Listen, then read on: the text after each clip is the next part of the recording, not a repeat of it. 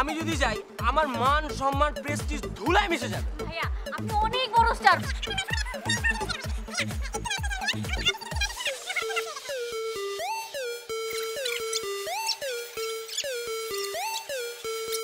Listen, আমি একটা hero, হ্যাঁ, আমি কম্প্রোমাইজ করতে শিখিনি।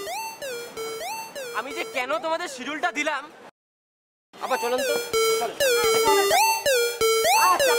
আপা আসেন তো, আসেন তো, আসেন আসেন, আসেন আসেন।